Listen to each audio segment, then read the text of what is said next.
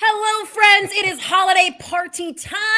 You don't have to get dressed up. Your family's not going to be here. And all you got to bring is your questions for one Eric Bischoff. Welcome to After 83 Weeks. Let me see all my friends. Woo! Hello, gentlemen. I've got George, Adam, and Steve here with me tonight. And of course, WWE Hall of Famer, #1 best-selling author of Grateful, and lone man out there on the ranch, Eric Bischoff. How are you doing, sir? I'm doing great. Your Christmas little gimmick and just you look like a little elf. So Let cute. me tell you, I am so bursting with holiday freaking cheer this year. I don't know what it is. I'm not always like this. I love that. Flip that. I am so bursting with freaking holiday cheer. I love that. I call shenanigans because we all know why. The real reason why Christy is so festive this time of year, and it's because of a day that starts with Christ and it ends with day, and it ain't Christmas Day. It's Christy's birthday, which is going to be tomorrow. So don't even act like as if your birthday's not tomorrow. All right, let's do it right now. Happy birthday to you. Happy birthday to you. Happy birthday, dear Christy. You guys suck. Happy birthday to you. I feel like we could all hear that we were out of. I feel like we could all hear we were out of sync with each other, and then kind of pewtered out that way. Yeah, absolutely. I was out by second verse. I loved it. Alex heard us and had to come. He was like, I know that song, right? Yeah, absolutely. Well, thank you, gentlemen. We also have a lot of our friends here in the chat wishing us a happy holidays and a Merry Christmas. And Beyond the Script is here. Nicholas and his wife Tanya are here as per usual. We got tons of our other friends in the chat. Josh, always good to see you. Hello, and thank you for joining us tonight. If you guys have questions for Eric, you can put them right there in the chat there in the live chat. I know you all are well versed in that now that Eric, you're doing the 83 weeks live, which is pretty freaking cool. Oh, wow. I can see them. I just clicked on them, and now I can see them. Hell yeah. Yeah, there they are. Yeah. I've been doing this with you guys for about 4 or 5 years now, and I just figured out how to see the chats. What is this comments button? I don't know what this comments button does. Yeah, absolutely. That old dog new trick thing is bullshit. Yeah. Well, you know what? You're all logged in now. Speaking of bursting of Christmas cheer, has anybody heard about or talked about WWE's latest release, but also by this time should be on her way to being a millionaire, Mandy Rose? Eric, what's your take? God, we're just jumping right into the shit. Yeah, man. Why not? We're not wasting any time. That is the Adam Woods way. My transitions suck. Actually, yeah, they do. At least he acknowledges it. But when you get right to the point, you don't miss the transition. So, look, let me tell you what I know. Beyond a shadow of a doubt, nothing. I know nothing beyond a shadow of a doubt. I only know what you guys know. What do we read? We read that she was let go because she had some kind of a OnlyFans, Fansly, private paywall thing. I don't think that's it, because she's not the only one that has one of those paid subscriptions. So everybody's saying, oh, she's just trying to make money or whatever. It's like, no, like it's not. I apologize if I offend anyone, but it's like I think her subscription site was a little bit more Skinamax, something that you'd see on Skinamax as opposed to something that you'd see on a Maxim magazine, I guess you can say. So George, you have to full disclosure then. You're speaking as a subscriber, someone who has been watching her content on Fan Time. Really? What do you got for Christmas? You had the screenshots. It wasn't. Wow. Somebody sent me this. So let's look. If you're gonna bring it up, you can't dance around the edges. Okay. So no. what's the deal? What? So what? So what? Even if she has one of those sites, does that put her in? And I'm asking because I don't know. I'm not challenging you, but I'm just trying to clarify the discussion. Is there anything that we know is in her contract that prevents her from being involved in a non-wrestling enterprise that features her likeness? Do we know that? There's two. One is her morals clause, which is incredibly vague, and you'd have to take it to court to figure out. I was going to say, it's professional wrestling for crying out loud. But that's the morals Yeah, but clause that's in there. But then also, Kevin Nash talked about this the last 2 weeks. All WWE contracts have, as he described it, 60 reasons that they could fire you, and the 60th reason is for any reason whatsoever. So that's the contract she entered into. Okay. So let's say for what, because we don't know, right? We don't know what her contract says. We're going by what Kevin says, and he's pretty knowledgeable or whatever. So let's just assume all of that is true. She's a pretty high profile talent. They discover that she's taking her little side hustle a little too far. Do they need to fire her over that, or do they choose to fire her over that? I mean, I think it can be either or. I mean, I think you can make the argument for either one. I mean, but at the end of the day, they probably felt like they needed to. Why? We don't know Why? whether she was offered. We don't know whether she was given the opportunity to take the stuff and the site down. We don't know that if she was told to take it down. See, and Christy, that's the part. This type of discussion, which we're having here, and I'm glad we are, is a perfect illustration of the type of narrative that finds its way to publications and then becomes part of the narrative. But Christy, you just pointed out we don't know fuck all. We don't know anything. So all of the speculation I find interesting as to what motivates people to engage in it, but we don't know anything. We don't know anything about our contract.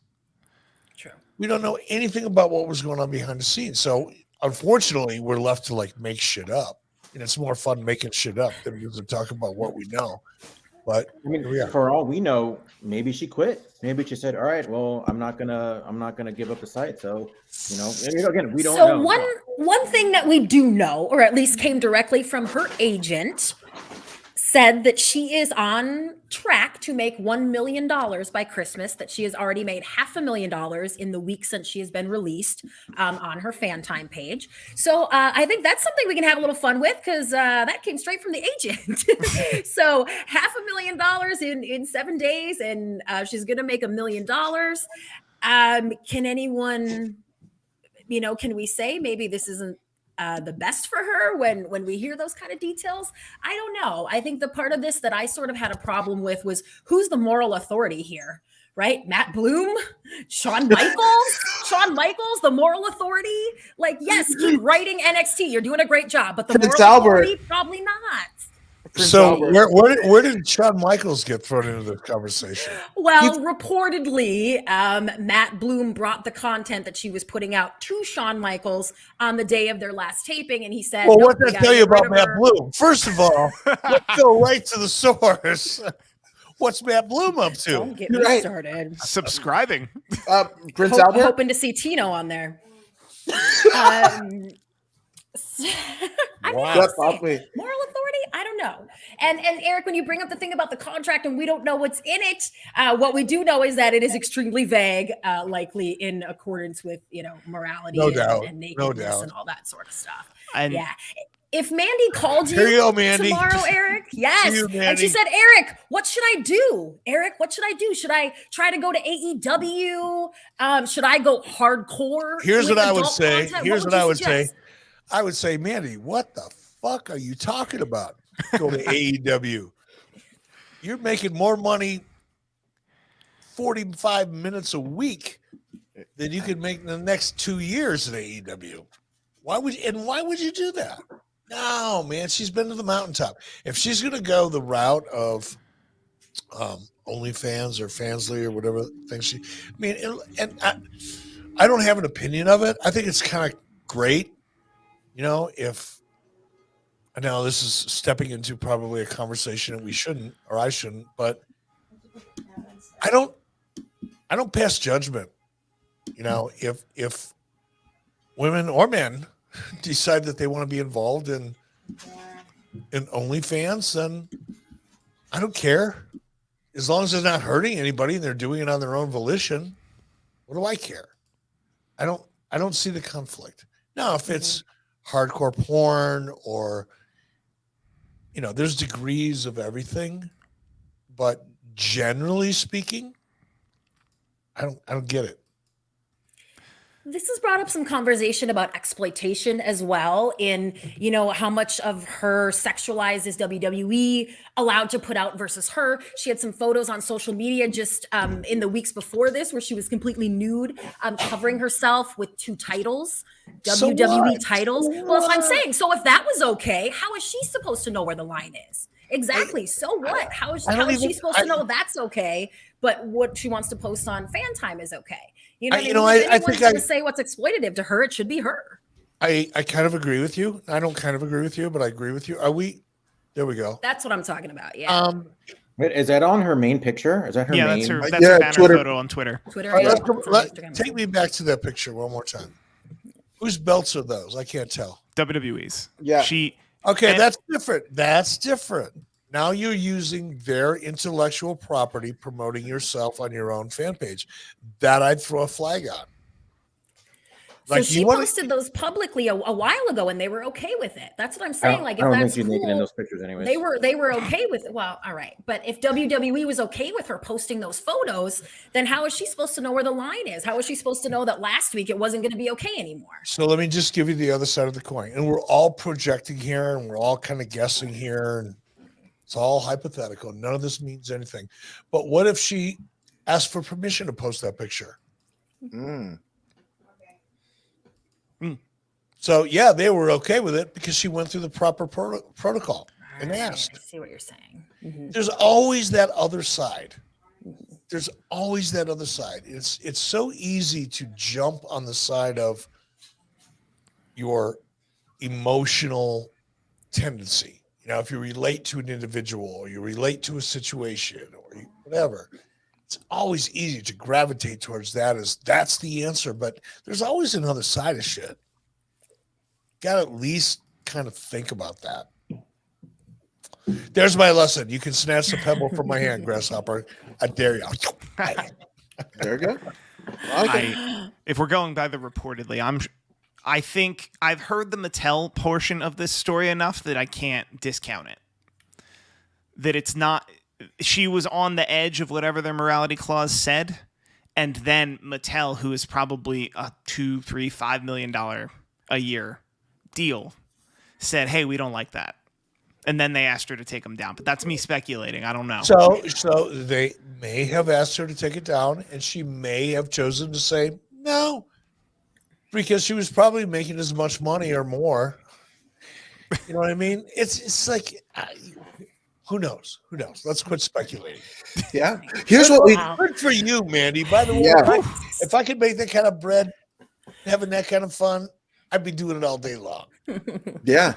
And fun fact, what we do know is John I could have Jones. my own OnlyFans. I'd be the oldest OnlyFans. People are requesting it, and you might not be the oldest. Eric, I think if you and Lori did it together, I think that would be the real cha-ching. Because there are a lot of couples on there, but I don't know that there are couples of your life experience who still look so damn good. Wow, that could be. We could make $500,000 before Christmas. Well, we can't now because she's in Tampa and I'm here. Maybe that's it.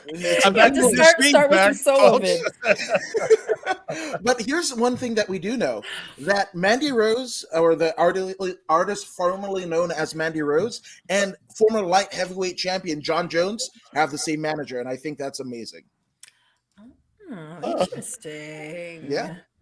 She's going to be just fine. Yeah, absolutely. She's going to be just fine. Well, let's All get right, what to else do we got? Come on. let's get to some thoughts from our live chat. They're going totally off script. The Landlord Harassment Channel says it is obvious that Dungeon of Doom is the greatest faction of all time. We're taking a hard right here, people. Better than NWO, bigger than DX, even bigger than the Freebirds. What moment did you, Eric, realize that the Dungeon of Doom would lift WCW to new heights?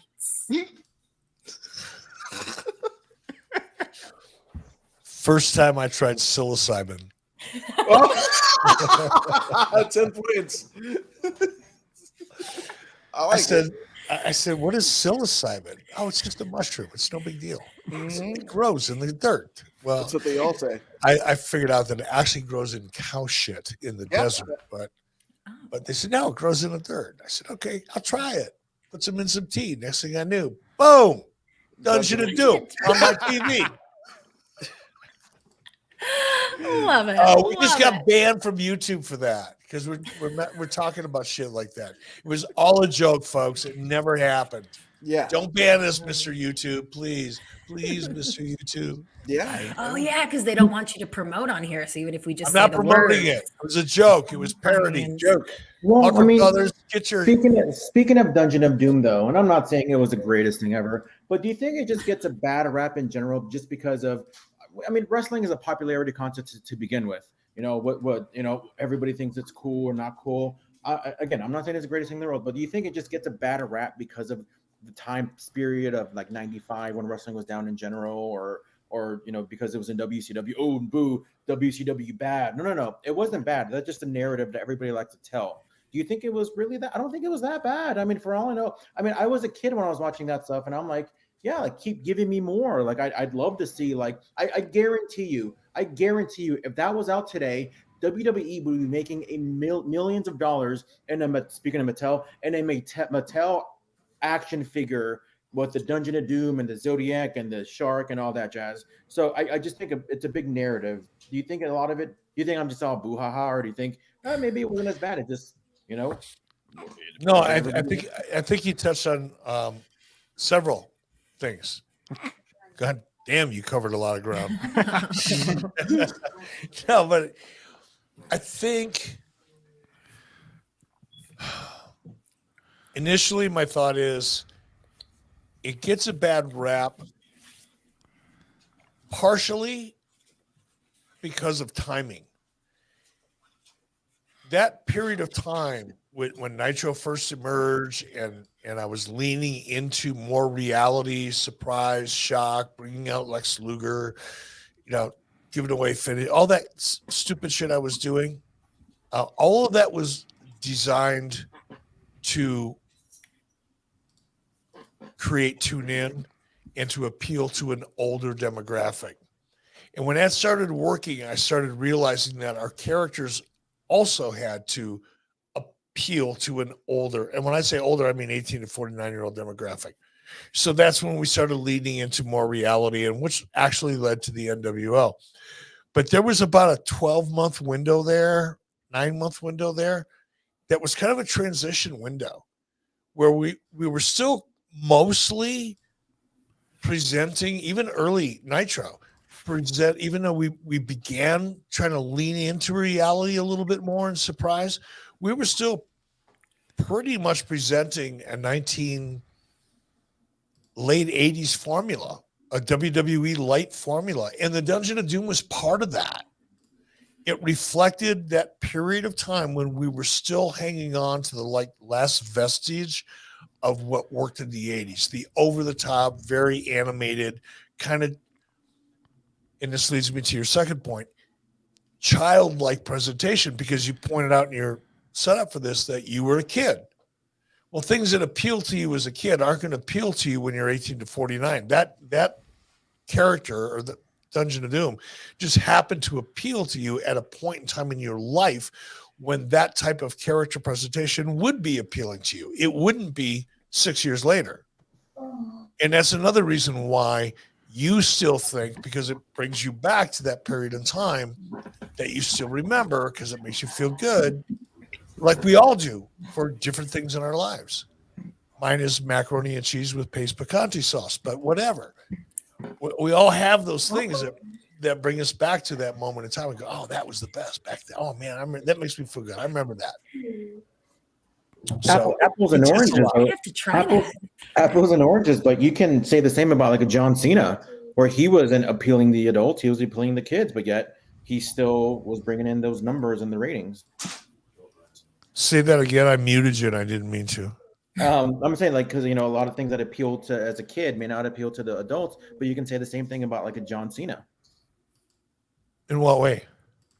Like he was somebody that was definitely not appealing to the adults, but every time he comes out, it was all the kids screaming and all the women screaming. Yeah, but again, and again, this takes a different. You have to be willing at least to try to take a different point of view. That was also at a point in time when the WWE PG business model was first and foremost, and it was proving to be massively successful, which probably, arguably, not even arguably, I don't think you could argue that transition from that PG area with John Cena into a more robust male 18 to 49-year-old product, that was an important part, and it was a transition. But I think John Cena, here's my point, I think John Cena crossed over more than you're giving him credit for. I think that's fair. Out there. I think John Cena's like definitely a top 3 of all time. So, yeah, he's a fan. He's a fan. Stevie 100 says, "Look at the Firefly Funhouse, even in the modern era." I forgot when talking to Dungeon in my rant, because like you watch it now, and especially if you read it on paper, I'm sure a lot of people will be like, "Dude, this is a stupid idea," but it doesn't really matter. We've seen how many stupid ideas have we seen become so great, and how many great ideas did we come that didn't really execute well. And I don't see much of a difference. I just think a lot of it is just like, oh, Eric Bischoff did this. Like, no, like it has nothing to do with that. Like you're just trying to rewrite the history in your mind, not you guys obviously, but a lot of these Twitter geeks about like, oh well, yeah, if it was WCW, it must have been bad. I just think it gets a bad rep. I don't think it's as, my point is, I guess at the end of the day, my point is I don't think it's as bad as everybody says it was. I disagree, but whatever. I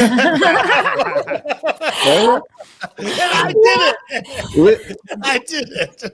What speaking of character-driven, storylines, did you get a chance to see any of the latest developments with Bray Wyatt and Uncle Howdy, their interaction with LA Knight from SmackDown this past week?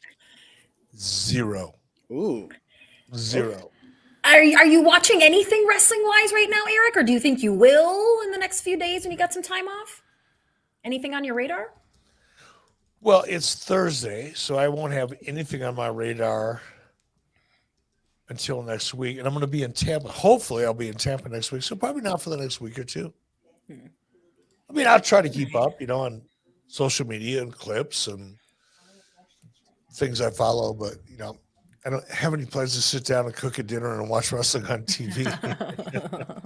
And neither do any of you, I hope. True. John Graham wants to go back to Kevin Sullivan. He says, what do you think, Eric, a better writer or a better wrestler, Kevin Sullivan? Much better writer. Kevin Sullivan was probably a really, really good performer early in his career. I only can judge what I know, and I didn't see Kevin in the ring early in his career. Mm-hmm. I was only familiar with the guy that worked behind the scenes, and the guy that worked behind the scenes was badass. I love working with Kevin. I miss Kevin. I want to go spend some time with Kevin, maybe in the spring, because he's lives on an island off the coast of Seattle or something. Too damn cold there right now, but yeah, I'm gonna go hang out with Kevin. Kevin's amazing. You guys may have heard me say this saying before. I didn't coin it, but I just stole it. You can slow a fast horse down, but you can't speed a slow horse up. And that's a true thing. If you have a horse that horse's DNA is to run hard and run fast because it just loves to run. You got to work really hard to slow that horse down. But it can be done. It takes patience and time, but it can be done. On the other hand, if you've got a horse that just didn't want to run, there is nothing you can do to make that horse run fast. And Kevin was a fast horse that you could slow down. He was a really brilliant guy. And if I'm ever in a room with people creatively again, I want to be in a room with a bunch of people who like to run real fast, and you have to work real hard to get them to slow down, because that's manageable. That's fun. Mm-hmm. Josh Henney actually has a really good point, and I hadn't thought of it till just now. I just realized this show was the founder of the ad-free show's live studio audience. just like breaking new ground in WCW, Eric is the one involved. So before we went live, before we did the live tapings on ad-free shows, we did this show. And now we do the live tapings. So we're the precursor, we're the training ground, and it's all thanks to you, Eric. Yes. It's thanks to you guys. I wouldn't be here if it wasn't for you guys. I'm only here because I like to talk to you guys whenever I can. If you guys said I don't want to do that anymore, we'd be done. Be over. Would we ever? You could enjoy your beers in peace tonight. No, I'd be sitting in front of my. I don't even have my DirecTV. My DirecTV went out because of the storm. Oh man! Oh, wow. So now all I have is Sling. Ooh. I watched like a 12-part documentary last night on what a piece of shit Hugh Hefner is on A&E. Oh, man. Oh, okay. Oh, that's intense. Yeah. Did you see that? That's horrible. I haven't seen Oh, that. Do you need me to get you some links? What shows are you behind on? No, I've seen it all. Oh, okay. No, I mean I've seen that. I've seen that whole Oh, yeah. series. I watched all of them back to back, 12 of them, or whatever there was. La Luz del Mundo is the one I got on HBO Max. I'm been getting into the cult documentaries, and La Luz del Mundo. I'm episode man. 1. Yeah, man. There Heck yeah. are too many cult documentaries. Oh yeah, going clear. HBO is king yeah. of those. Mick Mac. No, here's the problem I have with that kind of stuff. I like to watch documentaries in order to go to sleep. I generally have to have the television on in order to fall asleep. Don't know why. Is what it is. Which is fine. Except for once I fall into a really deep sleep, I'm hearing the television and I start dreaming I am in whatever it is on television. So if I'm falling asleep to a cult documentary, before you know it, I'm Reverend Jim Jones. I was just gonna say, I know you're the cult leader in your area. 10 You points. are not a follower. Yeah, there you go. I like it. Right on. While we're on some TV talk, the Landlord Harassment Channel wants to know, what is your reaction to Kevin Costner leaving Yellowstone? Oh, this is the first I've heard of it. What? Wow. Is this breaking not news. okay? Let me. Well, Where's he now going? I need to confirm What are the him. deets? Spoiler alert. What's the news here? Come on now. Cole Hauser is going to be taking over. Your friend Cole Hauser taking over Oh, the lead role. so Kevin's going to pass. He's going to get shot, or he's going to get fucked up. Somebody's going to assassinate him as governor, whatever. Any of that makes sense. And then Cole, who's like a son to Kevin Costner's character, and the husband to Kevin's beloved daughter, Beth, who's fucking hot as hell. Just like bounce around the room hot, fun. Beth Dutton. Yeah, I could see it, but I didn't hear that this was a done deal. No, it sounds like he's considering it. This headline says considering leaving his $1 million per episode paycheck behind. He's currently debating whether or not to leave. He's not doing it for the money. This is a passion project for him. Have you guys seen Kevin Costner's documentary on it's on Fox Nation, a streaming platform, about Yellowstone? I've not seen it yet, but I've seen all the commercials run on Commercials. football. Put your politics aside, subscribe to it, Fox Nation, just to watch that series, then unsubscribe. Cost you a hand, less than a fucking Starbucks. But it's such a good documentary. And in that documentary, you understand why Kevin Costner did Dances with Wolves, and why he's doing Yellowstone. Really, and I, honest to goodness, in the summertime, I can look out my back window and look right into Yellowstone National Park. Wow. And I learned things about Yellowstone National Park that in 23 years of living here, I didn't know. It's a really good documentary. I encourage you to look at it. Yeah. Is it a documentary series, or is it just one big documentary? I think it's a 4-part series. It'll go on my watch list. It's really good. It's so good. And like I say, you just learn. There's so much about this country we don't know. I mean, we're all just born in our own little bubbles, and we go through our bubbles. We just move along the assembly line of life. But man, you go back and you learn about some really important things that took some really ballsy people to do at a time when it was life or death. And it's just really fascinating. Makes you appreciate things a little more. Also, Josh Henney is asking what that's documentary and where to view it. It's Yellowstone 150. It's on the Fox network. Fox Nation is the name of the network. Yeah. Yeah, Fox Nation. Sit down with the fam and learn something this holiday season. Hell yeah. Absolutely. And shout out to Dances with Wolves, because that was the first time I saw boobies. And so that was that. That was a great movie. Heck yeah. Poignant memories. I feel Not like gonna most take that people's bait. is Titanic. That's a interesting one. Fifth Element. All right, Depends on the age. one more TV question. Josh also wants to know, Eric, if you've watched the Dangerous Breed series on Netflix about Teddy Hart.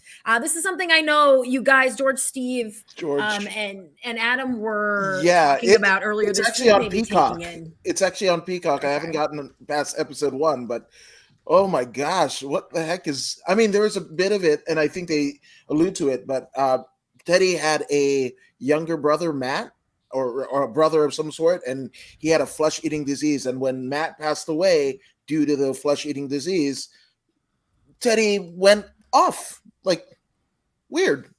Interesting. That's the catalyst. Does that interest you at all, Eric? Nah, too weird. Well, wasn't In Teddy general. a part of the Matt Rats deal? Like Teddy, Harry? I don't know. I was invited to go to that Matt Rats thing, and I watched it on TV, and I left. So I don't know anything about Matt Rats. I thought it was kind of a cool idea. I was invited to fly in to evaluate it to see if I'd be interested in becoming a partner, and I didn't, and I wasn't. But I did go, and I did watch, and Teddy was there. That's all I know. But as far as the contents in this documentary about Teddy, I don't know. I don't know anything about Teddy. He's kind of a whack guy. I mean, I think I crossed paths with him after Matt Rats because he was like 12 or 14 or whatever he was. But later on, I think I crossed paths with him once or twice, and I wasn't very impressed. Seemed to be a very immature guy. Yeah. That was an interesting tidbit about Matt Rats, though. Did you not think you could fix it, or did you not want to take that on? No, I just want to take it on. I thought it was a really cool idea. But, here's what I learned. And I learned this one the hard way, guys. This one, I still have to remind myself of the lessons I've learned the hard way. When I see an idea that I get excited about, I am absolutely convinced I can make it work. I don't care what anybody says. I'll find a way to make it work. That's a great attribute about 3 times out of 100. 97 times out of 100, you're going to learn the hard way. You should have figured something out before. You should have planned better. And when I saw Matt Rats, I was at that point where I love the idea, but a great idea doesn't matter if you don't have enough funding and runway to make it work. And my opinion has always been anybody that thinks they're going to launch a wrestling company and become profitable within a 10-year window is kidding themselves. It takes a lot of money to make an idea work. It takes 3 to 5, 7 years to really flesh out a business model. And that means for the first 3, 4, 5, you got to be willing to lose money, maybe break even. And not many people have the patience for that. And I certainly didn't want to get involved with a company that didn't have the funding to do that.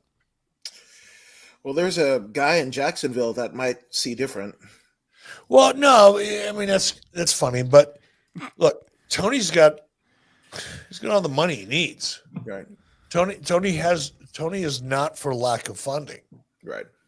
So that's not Tony's issue. Tony's issue is what's the vision? What's the succession? What's going to differentiate your product from your competition? Once you figure that out, now you can begin to figure out a vision. But until you figure that out, you're just throwing stuff up against the wall. Well, I mean, while we're on it, right? So, Ring of Honor at their last pay-per-view, they basically Tony Khan said in the post-match press conference that they're actually resurrecting Ring of Honor's old streaming platform and basically launching TV out of that. Do you think that was a failure of him trying to get Turner interested and they weren't? I don't know if I call that a failure. Maybe it was an attempt. Maybe it didn't work. But you got to be careful with things like failures. A lot of things, things change so quickly. On the business side of the television business, the variables, during the same period of time when Tony purchased Ring of Honor and today, and recently when that announcement was made, an entire senior management staff at Warner Brothers Discovery was let go less than 10 days ago. Right. So here's what happens in that world, folks. Dave Meltzer will never talk about this because he doesn't know. But you're going to have senior people, senior management that have made commitments and decisions about what they want to do going forward for the next year or 2 years. Because that's how corporate shit works. You plan out for a year, 2 years, 3 years, and that plan is approved, and you progress along that plan, and then you're measured against that plan. That's basically how corporate life works. But if you're a senior management person and you've been part of creating this 12-month, 24-month plan, and you've been fired, and someone else is coming in to take your job, do you think they want to do the same things you wanted to do? That got you fired? Absolutely not. So that's why when you hear about all these management changes at the top, it's like, yeah, how does that affect wrestling? It affects everything. Yeah. Because the more you bring in senior management people to replace people that made decisions prior to them showing up, the more likely those things are all going to go away. Okay, so to parlay on that, so let's just say for whatever reason, right, the contract negotiations with, AEW and, the Warner executives, they go go down in flames, right? Could this be a precursor to AEW's main channel existing on a streaming only platform? Who knows? First of all, I'll tell you, if I was a betting man, I don't like to bet, actually. I was in Vegas. I didn't bet $1. I ate $600 worth of food in 48 hours, but I didn't bet $1. I love Sushi? I had sushi. I had Indian food. Steakhouse? You go to steakhouse? Did you go to Salt Day? Yep. I did one buffet. I love buffets. At the Wynn. That place, I've never been in the Wynn before. That place is fucking crazy. Holy smokes. Anyway, what was the question? The question was, do you see AEW transitioning to I guess it's called straight to consumer model if anything goes wrong with the HBO Max deal? And I think there might be a breadcrumb here in this press release where it says the Honor Club will also be available on the brand new Ring of Honor app that we're beta testing. So they're investing in the technology to specifically have their own version of Netflix, and they're just using Ring of Honor to do it. Oh, good luck with that. I know. Yeah. But if you get it right, you get to cut out the middleman. And if you get it wrong, you're still a viable product for the middleman. Good luck. That's, yeah. Yeah, you have to attract people with Ring of Honor content first, which I'm guessing will be Well, a bit of a That's task. the biggest issue. Ring of Honor couldn't make any money for Sinclair. Right. Which is why Sinclair got rid of it.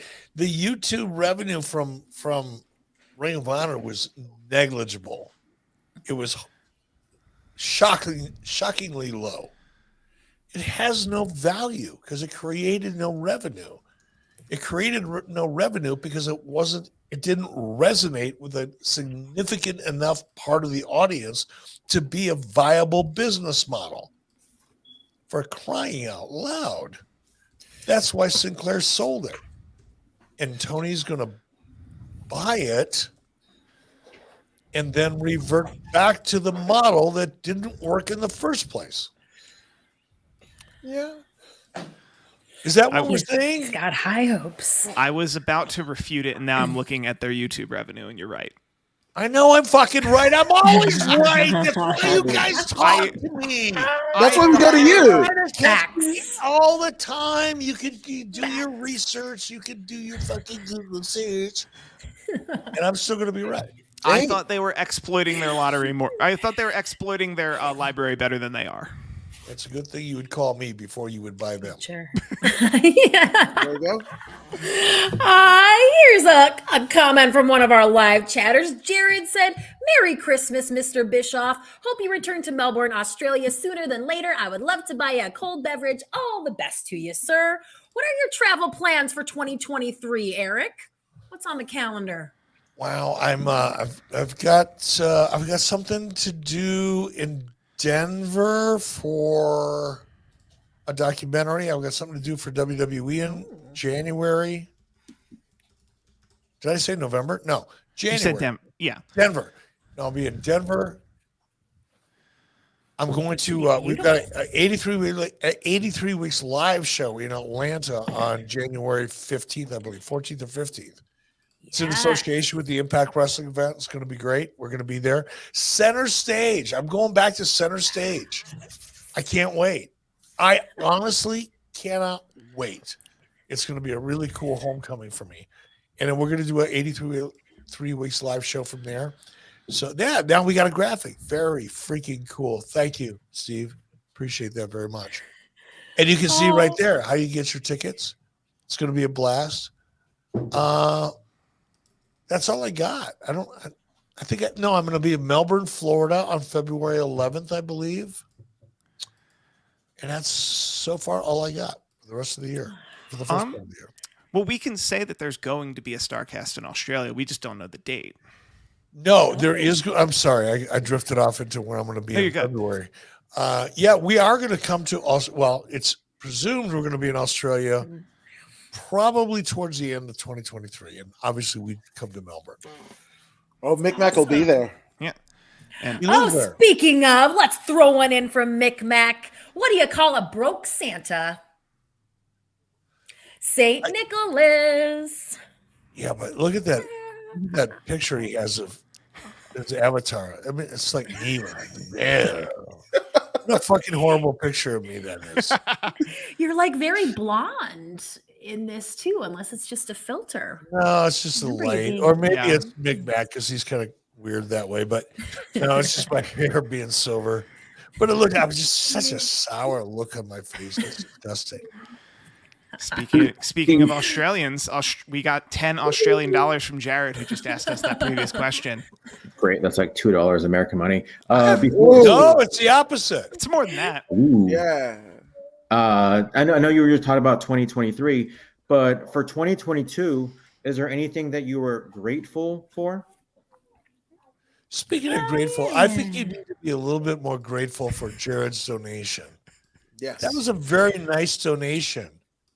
And you just basically shit all over it, which jobbed it out. 100%. I want to jobbed it out. Jared, and I take exception to that. So Jared, thank you very, very much.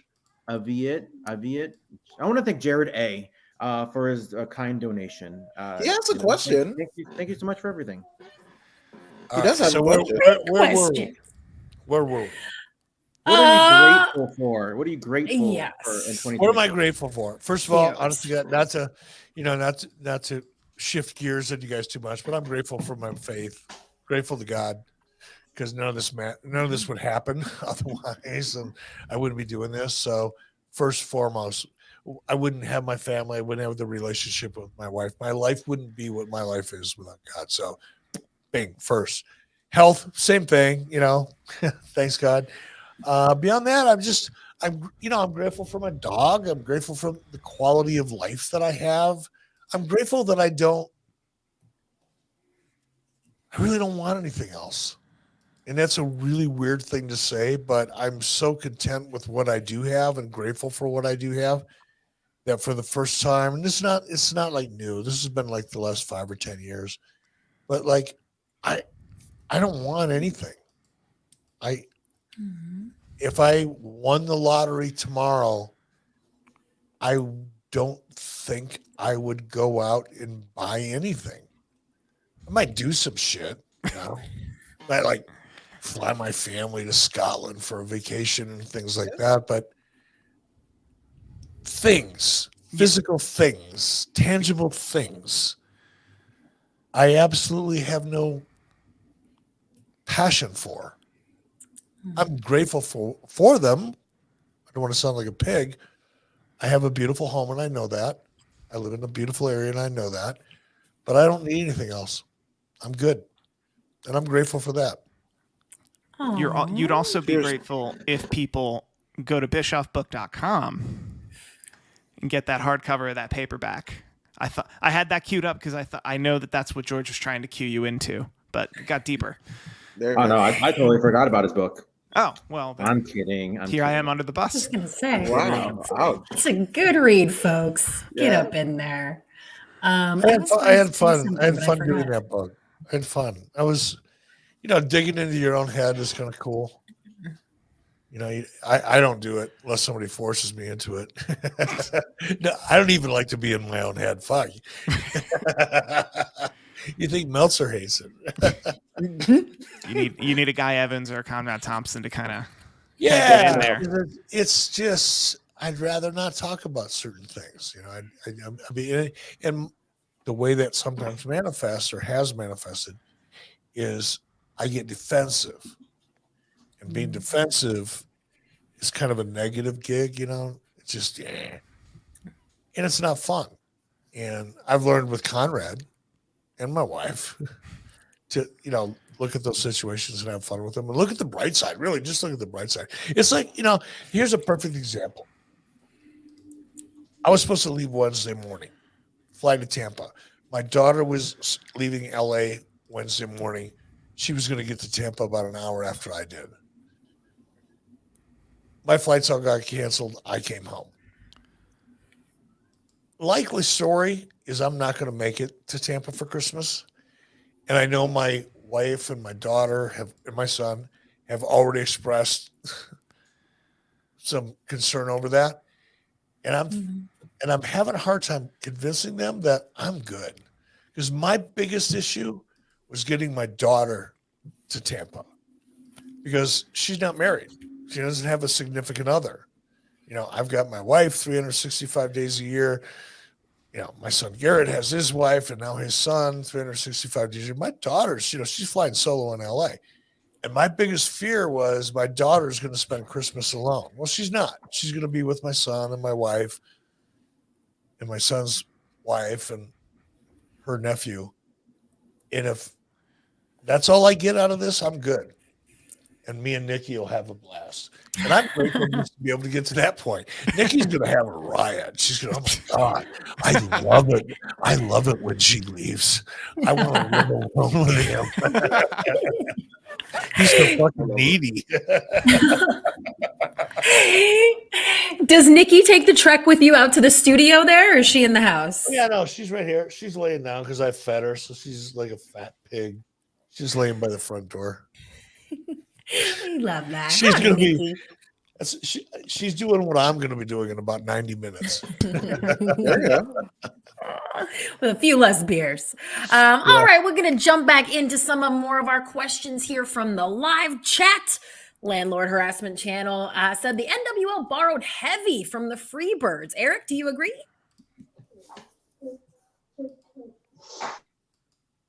Oh, Jesus. Clearly, he agrees. I think that's a no. In what way? Thank you. Thank you for saving me from answering that question. Maybe I just want to know, try- like, how he came up with that. Like, how do you get Freebirds to end? Like, what's the comparison? You got I'm two stuffed sausages doing a Leonard Skinner impersonation. Ooh, damn. I love that. And which one is Sounds Buddy sausage. Roberts? Or Dude? I don't know. All right. Michael Hayes is going to hate me for that. We were just starting to become River. friends. And now he's Aw. going to hear this somehow in some way, and he's going to hate me again, all over again. Heat his life, Michael. Heat his life. It gives you a reason to get up in the morning. If you don't hate somebody enough to get up in the morning and figure out a way to kick their ass, you're just going to die a slow death anyway. So you're welcome.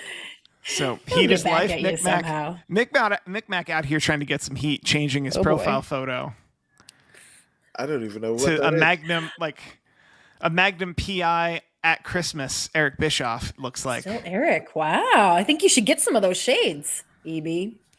I could All have had a right, whole we're different career with that look. gonna keep stirring the pot here. Joan, Eric, thoughts on Renee I could have been in some saying great music videos of that fucking gimmick, couldn't it? I mean, it's not too yeah. late. Thoughts on Renee Dupree saying that Vince used to yell at you backstage when you tried to speak to Vince. I tried to find these comments from Renee and I couldn't. So we'll just have to trust Joan that Renee Dupree said that Vince McMahon used to yell at you backstage. True? False? Never, ever, ever. Vince never raised his. In fact, not only did he not raise his voice ever to me, I had a hard time hearing him even when he was talking to me because he talked really low and he had this really gravelly voice. And it's like you got to stick your fucking ear in his face just to hear a word he was saying. No, I don't know where that came from. That's some just Reddit bullshit. Another one in the family. Brandon Kuhn asks, Eric, when Hunter was in WCW in 1994, did you think he would become as big as he did? Yeah, I knew it. I knew exactly what was going to happen. That's why you worked so hard to hold on to him, right? I said, you know what? Here's this guy. You know, I know we're bringing him in here as like this flaky lordship, gimmicky character, and he's not very good. But someday he's going to go on to control WWE. So here's what we're going to do. I'm going to fire him. So he can go do that. People make me laugh. I love this answer. I You're love it. welcome, Hunter. I'm looking forward to a less than reputable dirt sheet quoting that answer tomorrow. 100%. I'll text you when it happens, Eric, so we can call them out on Twitter. Yeah, that's so funny. Well, speaking of NWO, they just got brought up not too long ago. At what point do you think, or maybe there's like a specific member that joined where it was like, all right, this is a little too much. NWO is getting a little saturated now, a little oversaturated. Was there a specific member where it's like, why is this guy in it? Virgil. I'm not doing it. He says, no, it is the holidays. We're spreading love and cheer. What can I name you a couple names and you'll be like, oh, No, I just don't want to do that. I'm in a good mood, guys. I don't want to do negative shit. Well, I'm going to do it. It was Virgil because he hit on my mom in 93. Fuck that guy. So he doesn't. Virgil, you like Good your mom? reason.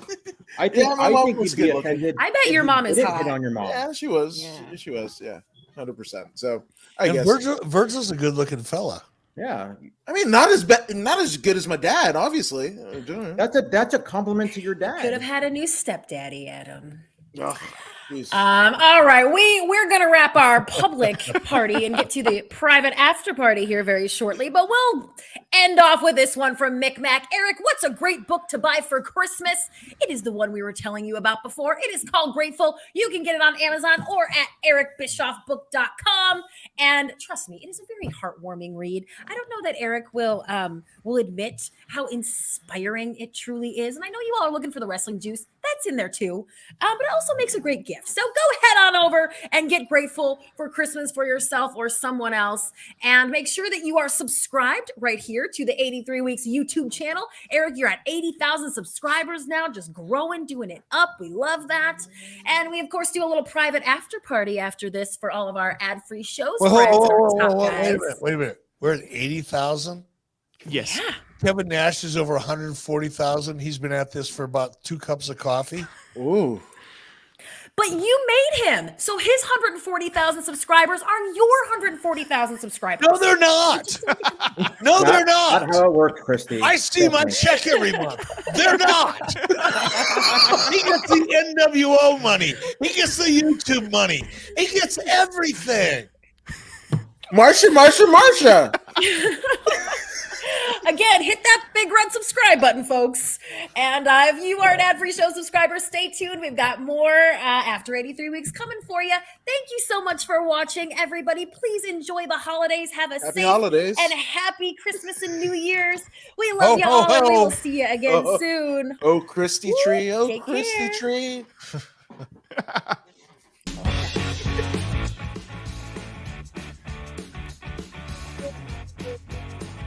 NWO and Freebirds. But I really tried in my head to get any correlation. He's good people, but Yeah. I think he was having a little bit of fun, though. See, I thought this whole time it was OLSEN. No, you didn't. No, I honestly, I have you guys out on my phone, and